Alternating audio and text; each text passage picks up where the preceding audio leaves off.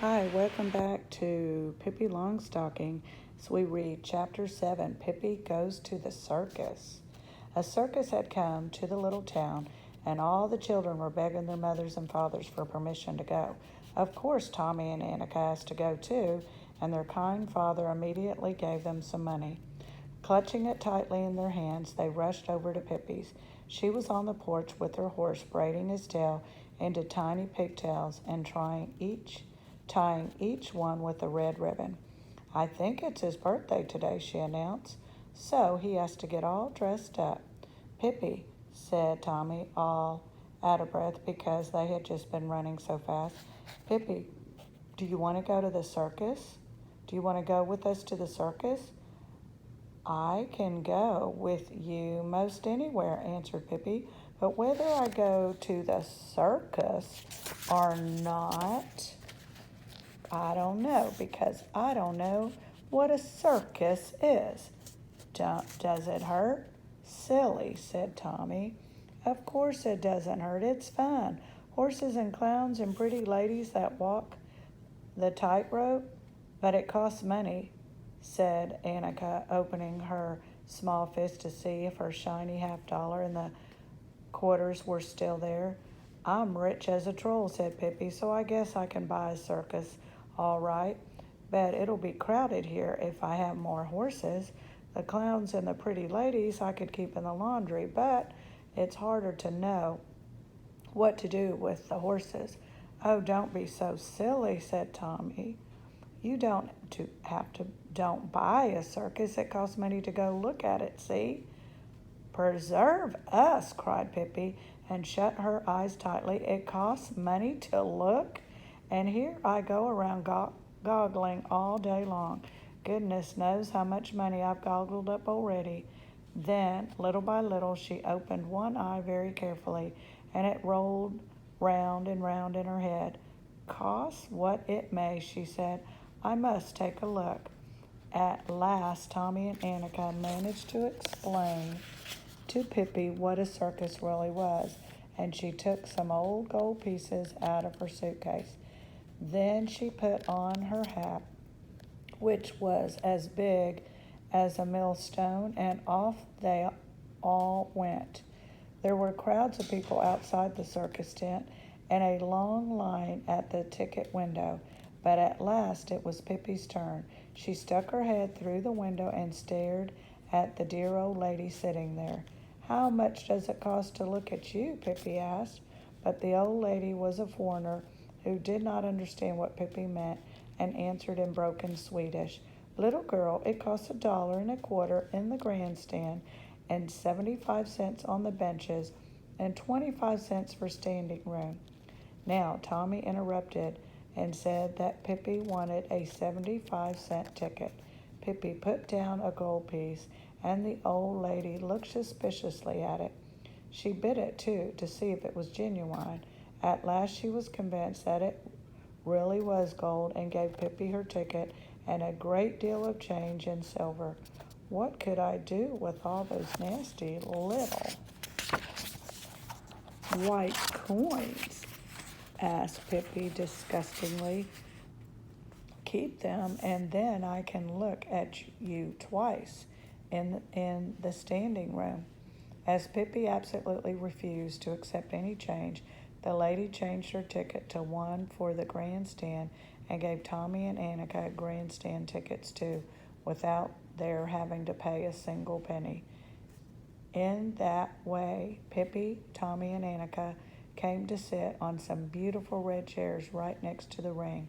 Tommy and Annika turned around several times to wave to their schoolmates who were sitting much further away. This is a remarkable place, said Pippi, looking around in astonishment.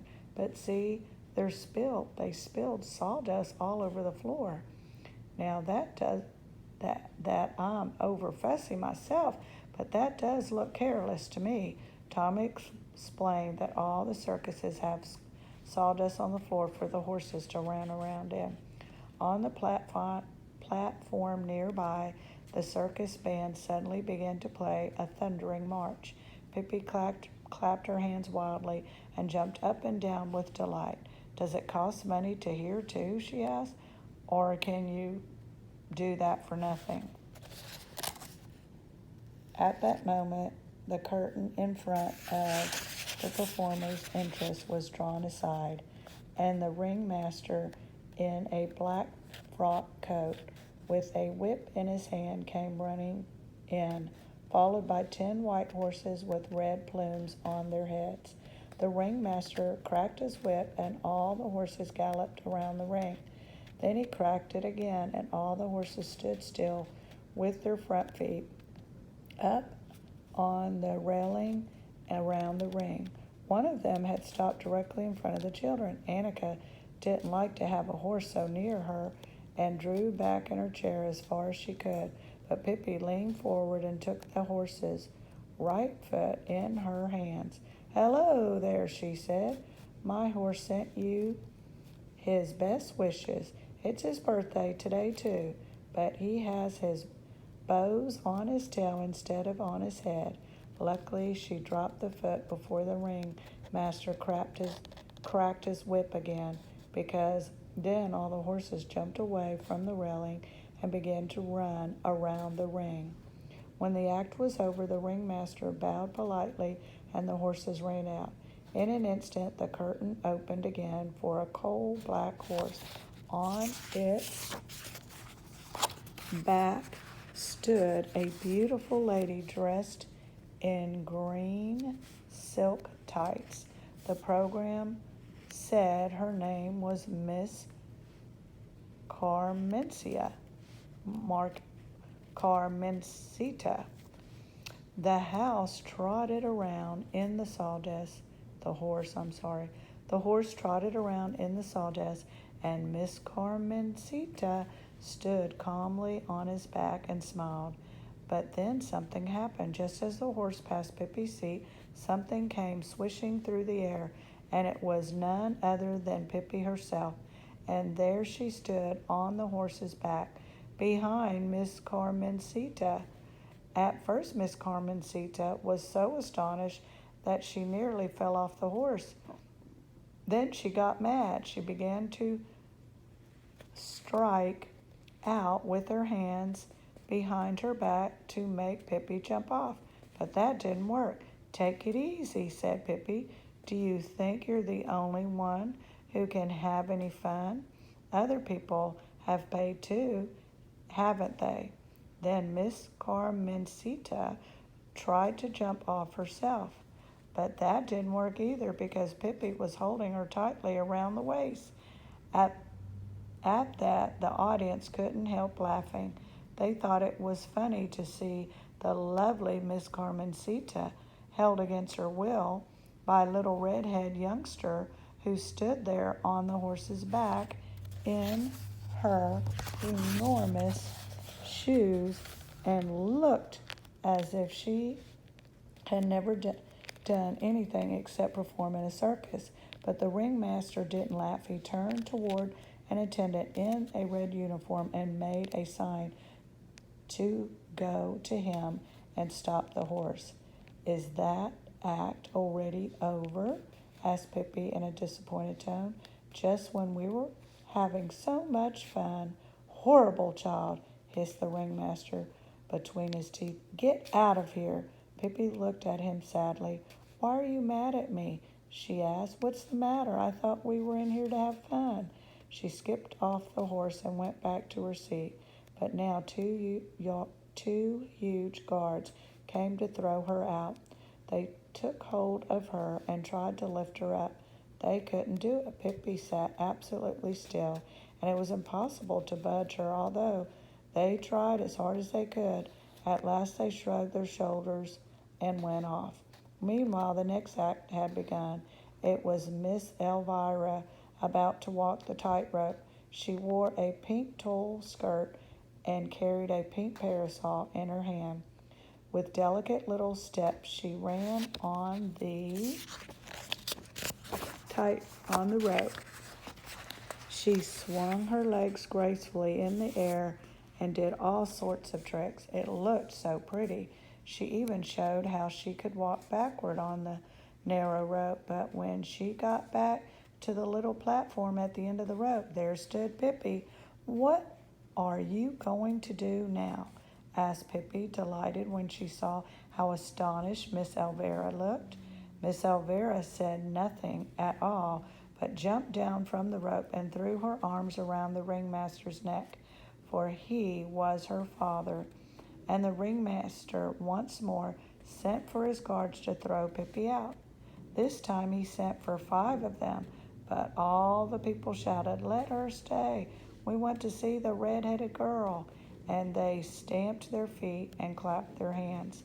Pippi ran out on the rope, and Miss Elvira's tricks were nothing compared with Pippi's. When she got in the middle of the rope, she stretched one leg straight up in the air, and her big shoes spread out like a roof over her head. She bent her foot a little so that she could tickle herself with the back of her ear. The ringmaster was not at all pleased to have Pippi performing in his circus. He wanted to get rid of her. And so he stole up and loosened the mechanism that held the rope taut, thinking surely Pippi would fall down. But Pippi didn't. She set the rope a-swinging instead. Back and forth it swayed, and Pippi swung faster and faster until suddenly she leaped out into the air and landed right on the ringmaster. He was so frightened he began to run. "Oh, what a jolly horse!" cried Pippi. "But why don't you have any pom-poms in your hair?" Now Pippi decided it was time to go back to Tommy and Annika. She jumped off the ringmaster and went back to her seat. The next act was about to begin, but there was a brief pause because the ringmaster had to go out and get a drink of water and comb his hair. Then he came in again, bowed to the audience, and said, "Ladies and gentlemen, in a moment you will be privileged to see the greatest marvel of all time, the strongest man in the world, the mighty Adolf, whom no one has yet been able to conquer. Here he comes, ladies and gentlemen. Allow me to present to you the mighty Adolf." And into the ring stepped a man who looked as big as a giant. He wore flesh-colored tights and had leopard skin draped around his stomach. He bowed to the audience and looked very pleased with himself. "Look at those muscles," said the ringmaster, and squeezed the mighty Adolf's arm, where the muscles stood out like balls under the skin. "And now, ladies and gentlemen, I have a very special invitation for you. Who will challenge the mighty Adolf in a wrestling match? Which of you dares to try his strength against the world's strongest man? $100 for anyone who can conquer the mighty Adolf. $100, ladies and gentlemen. Think of that. Who will be the first to try?" Nobody came forth. "What did he say?" asked Pippi. "Who says that anybody who can lick that big man will get $100, answered Tommy. "I can," said Tippy, "but I think it would be too bad too, because he looks nice." "Oh, no, you couldn't," said Annika. "He's the strongest man in the world." "Man, yes," said Pippi, "but I'm the strongest girl in the world. Remember that?" Meanwhile, the mighty Adolf was lifting heavy. Let's look at it again. Who do you think's going to win this challenge?